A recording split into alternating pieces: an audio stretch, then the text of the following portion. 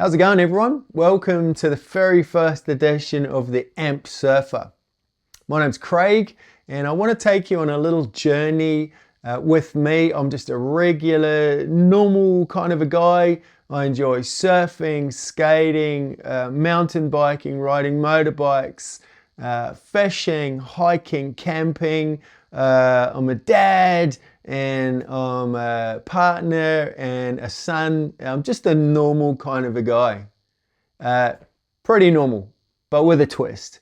Next month, I'll be having a below knee amputation on my left leg. And for those in the surfing world, that will be my front foot. So that's what's happening, that's what's coming. So I want to share this journey with you. It's about me being quite normal today with a plan to have this amputation on the 21st of October. And then what I've got planned for the future, and that's the kicker here. I am, like I said, I'm a surfer now, but I want to be a competition surfer as an amputee. Now, can I make that? Will I make that? Is it possible? Am I good enough? Can I repair and heal? Can I learn to surf again? Can I do any of that stuff post-op? And what's it gonna take? And that's what I want to share with you guys. That's what I want to share with everybody that's either looking at facing this journey or is on the journey. You're not alone. This is what it's all about. So today I want to share with you how I got here, what makes me the person that I am, how I got to this point in my life where I'm facing amputation, and also my motivation moving ahead. What does that look like, and what is my motivation? I've probably given it away. I want to compete in surfing. That's probably what my motivation is right now. That's what gets me out of bed. So let me take you on this little journey, but we need to start at the beginning. We need to kind of go back in time a little bit and look at who I am, where I come from, and what makes me the amped surfer. Let's go back in time. Not too far back though. So, as you know, my name's Craig. I was born in New Zealand, down in the South Island. There's a little town called Winton. It is not far off the bottom of New Zealand, really. Pretty forgotten little place. Didn't really live there for too long. We moved about as a family quite a lot. My dad was a builder, so we kind of followed the bricklaying, house building work around New Zealand, and so I probably spent most of my childhood living in houses that were half built. And then as soon as they were nice, we kind of sold it and moved on to the next one. So we just lived a life like that. But I lived in some beautiful places. My childhood was running around and hunting and fishing with my little brothers and learning to cook off my mum and just running around like a little urchin, really, left to our own devices, you know. I think as a kid, when we got to a certain age, we were allowed to just jump on our bikes and cycle down to the river or the lake or the beach and go fishing for the whole day and go swimming and surfing and all of those things. We just had to be home at 5:30. So that was kind of how my childhood was. It wasn't amazing, but it was also really amazing, you know. So, but we'll probably get into that later as we progress together. I grew up as a little Catholic kid. I went to Catholic school and went to church on Sundays and all of those things. Didn't really mean a whole lot to me. It's just something we had to do. So that was kind of part of my life as well. As soon as I was 16 years old, I tried to join the army and they said, nah, you can't join the army. You've got to be 17 and a half.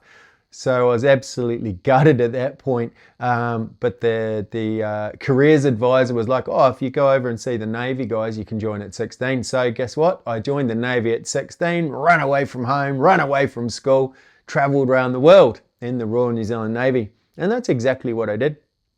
And I did that for a good few years. I think 4 or 5 years I did that. Had a great time, saw some amazing things, had some frights as well, saw a lot of destruction. But it kind of formed me as the man I am today, which is pretty positive, but pretty messed up, but positive. As I got a little bit older, I started to gravitate to the things that I wanted to do. When you're free from your parents, you get a job, you got some money coming in, you start to explore the world, and I really gravitated to all the extreme sports. So surfing was a huge part of my life. It always has been. Skating turned into a big part of my life. Riding mountain bikes was always a part of my life as a kid. Riding motorbikes was a part of my life as a kid. I used to sit on my dad's little Suzuki 125 when I lived in Australia, and he'd get home from work, and as soon as he got home, my mum would put a towel on the seat of the motorbike so I could sit on it because it was so hot. And I had this little yellow helmet with the little chin straps would stick out because it was made of plastic, and I'd sit there for hours making motorbike noises, and so that I just loved motorbikes. And when I got a bit older, I got taught to ride motorbikes on farms and things like that. I remember crashing into an electric fence one day and I got booted off because of the current, and then nobody wanted to touch the bike to turn it off because the thing's like full throttle, stuck in gear, and oh, it was hilarious. Anyway, it's had some good times. So all of those things, got into climbing.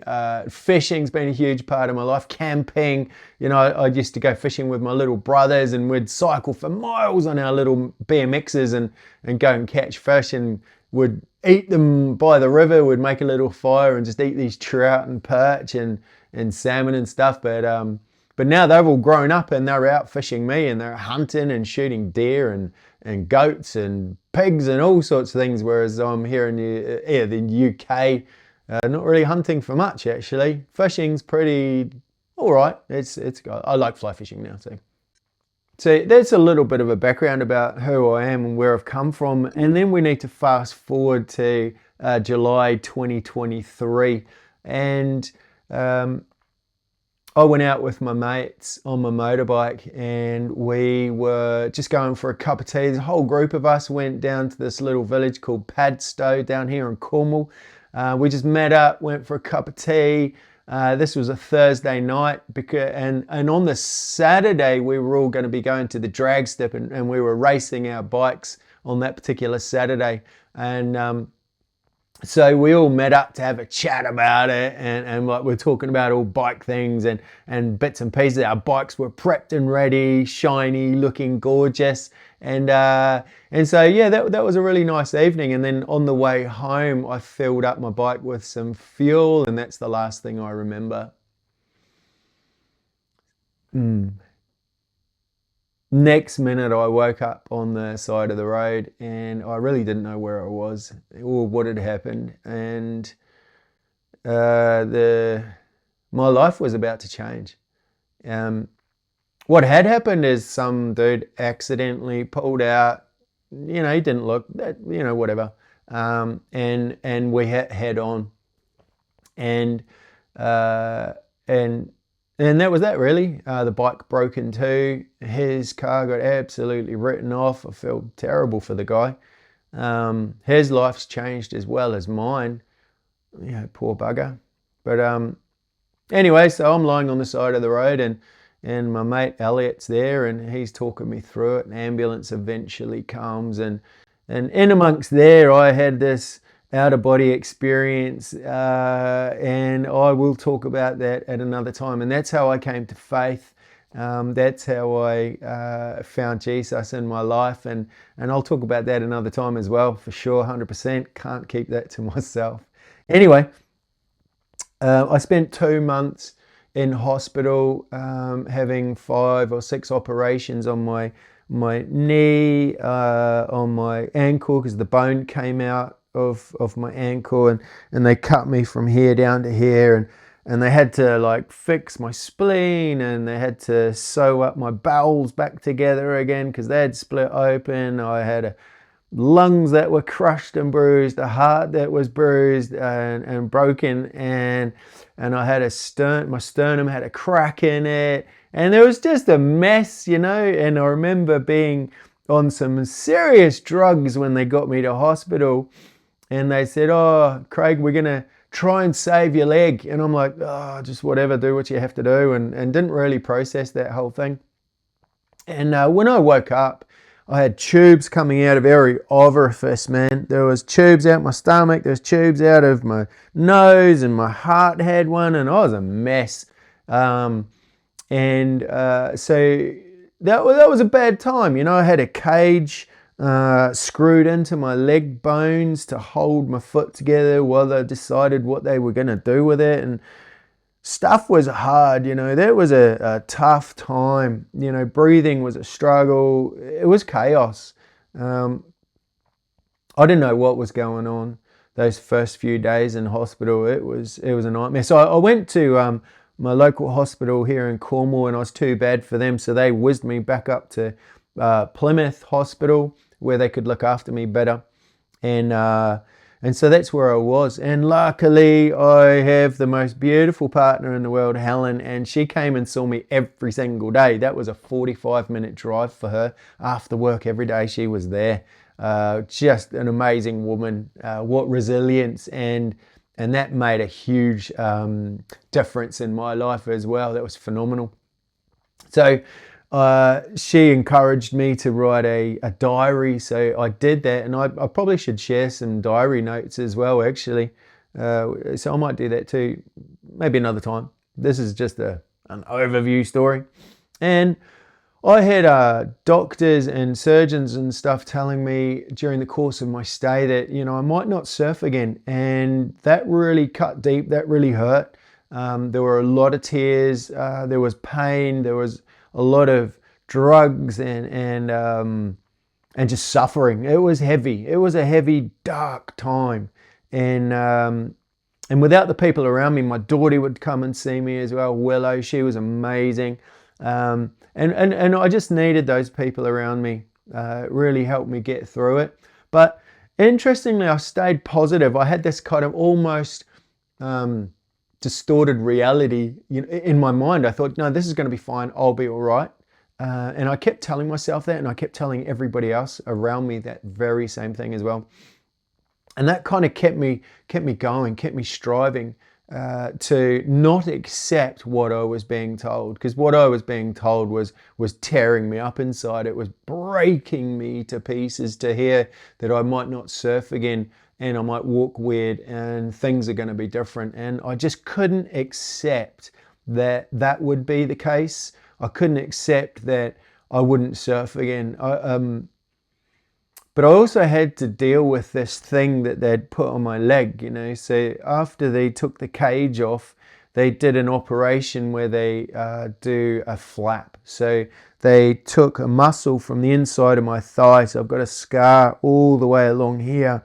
And they take a muscle out of the inside of your thigh, and they use that to cover up the hole that my bone made in my ankle. Because the skin down there is really thin, isn't it? And then they take a skin graft from the top of your thigh, and they put that over the top and slap it all together, and it's like a big meat sandwich. Looks horrible. It just looks like steak, or it did. And then I was in a room, and they had a bear hugger. So there's a big thing wrapped around my leg, like bubble wrap or something, and they had a fan blowing in like 40-degree heat into there, and it was hot and it was uncomfortable. But you know what, you just got to get on with this stuff. It's the reality of it. You just have to accept it and get on with it. That was a really tough time. Oh, everything was a tough time. So so I've been through the ringer, and probably one of the hardest things was you get to the point where you need to go to the bathroom, and you know, you got a catheter in, so that's doing that thing. You know, you don't have to pee, but when you need to go for a poo, then that life gets real tough, and they kind of come at you with this cardboard tray and shove it under your backside, walk out the room and say, ring the bell when you're done. What do you do with that? You know, what do you do? You know, it's all very matter of fact. And a man with my ego is struggling with the fact that I'm going to have to poo into a cardboard tray, ring the bell and let them know. So eventually you have to let go and do this thing. And it's just strips you of what felt like my dignity. Honestly, I don't know how to explain it apart from your dignity stripped away, and you have to get used to this real quick. It took 5 nurses to manhandle me. So you've pooed in your tray, you ring the bell, they come and take the tray away, my dignity's gone. I'm dying inside because it smells and somebody's looked at my poo, and then it takes 5 nurses to roll me over. I had a nurse holding this leg with the cage on. I had a nurse holding this one because this knee's broken as well and it needs plates and stuff. So that's 2. Then I had a nurse on my hips rolling my hips over. That's 3. I had a nurse holding this arm, pulling it across so I could roll over. 4. And then I had a 5th nurse hanging out at the back who was the cleanup nurse. And every time you need to go to the toilet, that's what you had to look forward to. Oh, it strips you back. Oh, I can't tell you. It's humiliating. But they're used to it. That's what they do, and that's what they keep telling you. But it doesn't get any better. So Helen brought me in some spray, so I would do my business and spray the room with lavender spray and then ring the bell. And I kind of thought that might be better. But eventually I said, look, I'm not putting up with this. I need a commode, a toilet on wheels. And they said, look, you can't do it. There's no way, you're too busted up to go on a commode, And I said, well, you bring me a commode and show me that I can't, and I'll show you that I can. And sure enough, they brought the commode in, and then I kind of transferred myself just with upper body, kind of climbing, surf strength, Kiwi strength maybe, and just kind of transferred, hiked myself over onto this thing, and I was happy for a bit. So just the journey is incredible. Like it's phenomenal. There's so many things going on. But then, eventually they sent me home, and oh no, they didn't. They sent me to a nursing home where I had to wait a further 2 months because I couldn't walk. So I was in a wheelchair. I was the youngest person by probably 25 years. Yeah,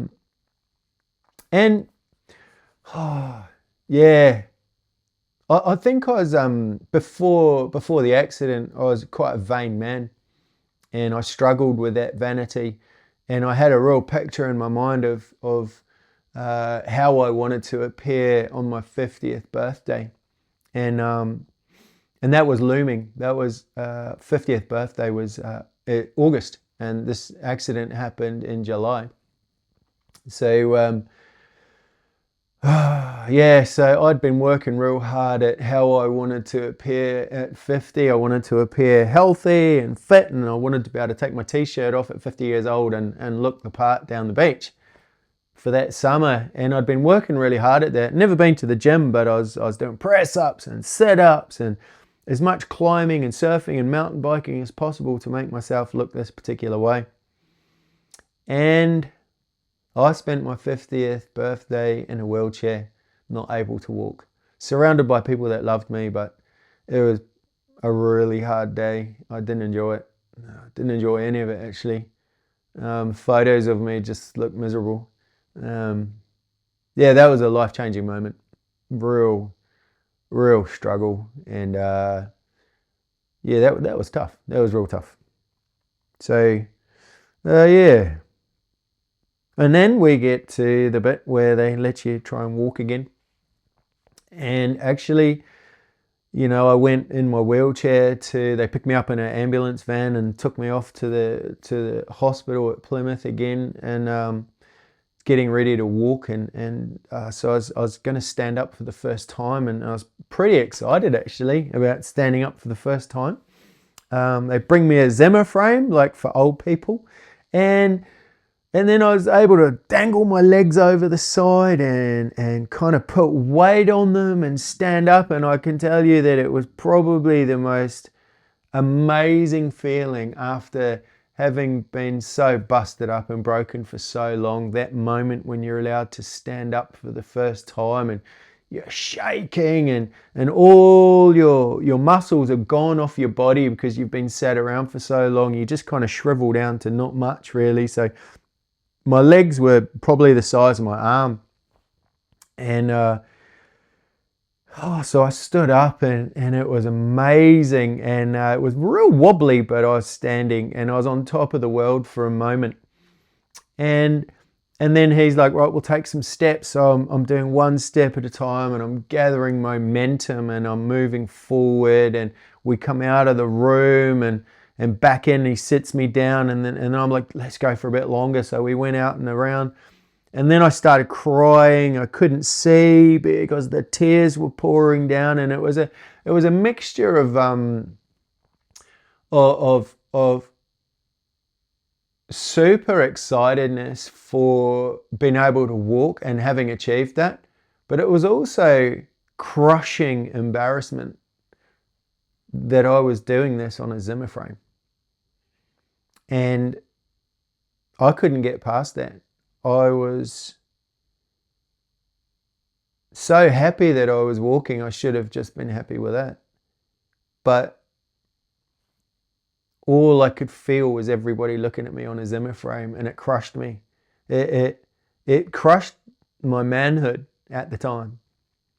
And I was weeping, not only that because I was walking again, but because I was on a Zimmer frame, and that stripped me down to nothing.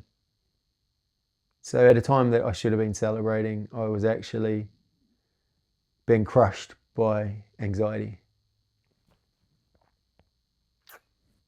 Not a good moment, but a great moment.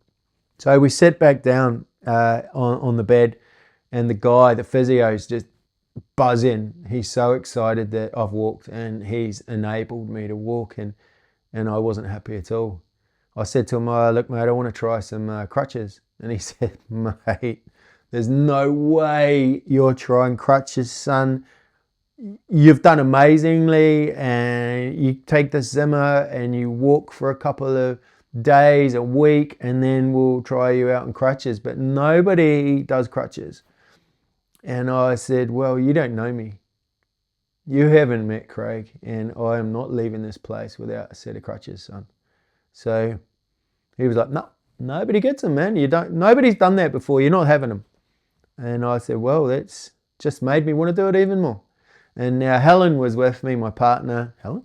And she said, look, you might as well let him have a go. He's not going to leave here unless he's had a go. So I said to him, look, I'll make you a deal, mate.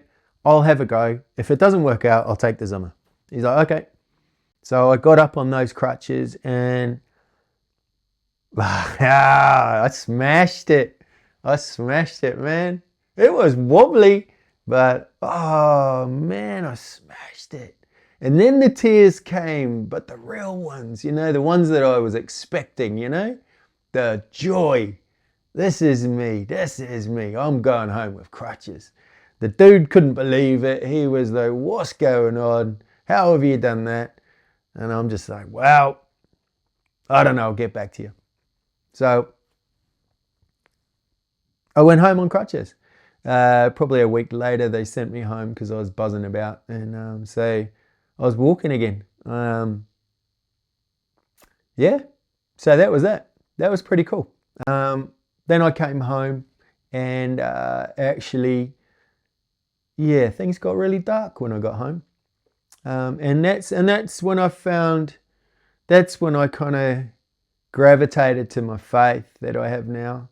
That's the time that I found it. And that's the time that everything changed. Oh my days. I will talk about that later on.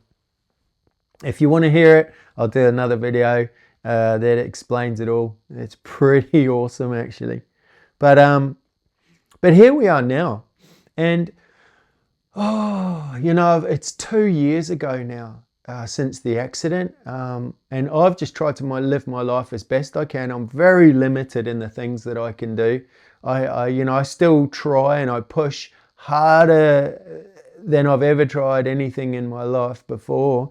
But I won't be a victim of it, and I just kind of, I've learnt in all of this that if you accept you can't, or if you accept no, then that's probably going to be your story. But I didn't accept can't and no right at the beginning. and that mindset has stayed with me, and it's been valuable. But also, really importantly, you need to accept people around you, and that's really hard. There are days and moments that you just don't want to see anyone. You want to be on your own, and that feels like the right place to be in. You might be too tired, and that happens. You might be on a lot of drugs, that happens. And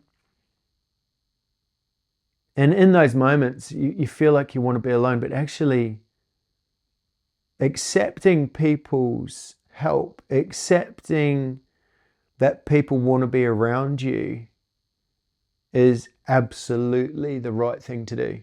It's hard.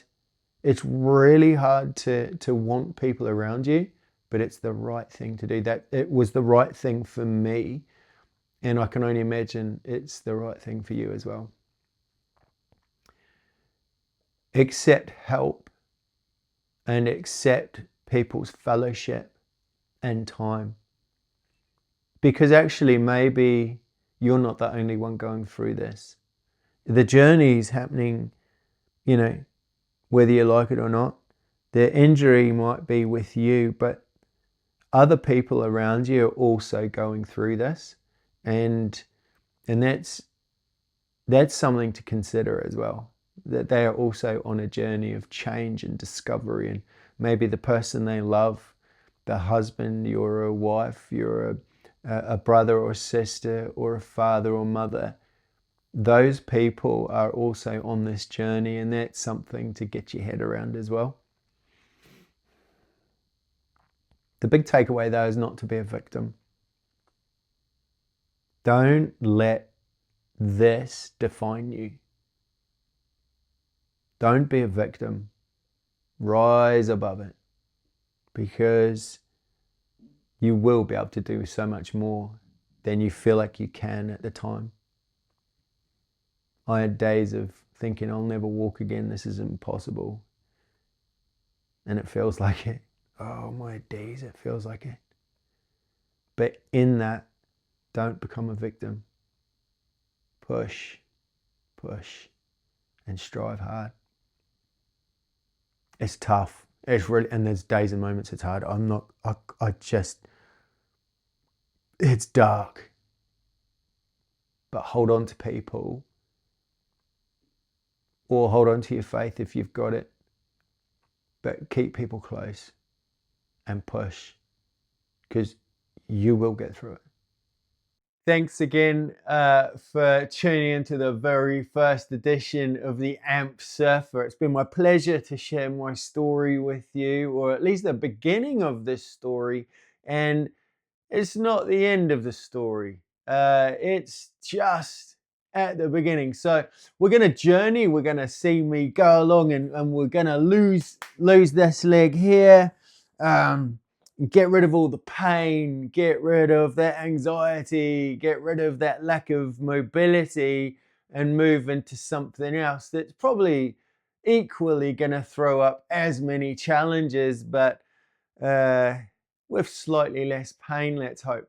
But in any case, journey with me, see what that looks like, see what it is that I need to do, and what the people around me need to do as well. And yeah, just thanks for joining me on that very first episode of the AMP Surfer.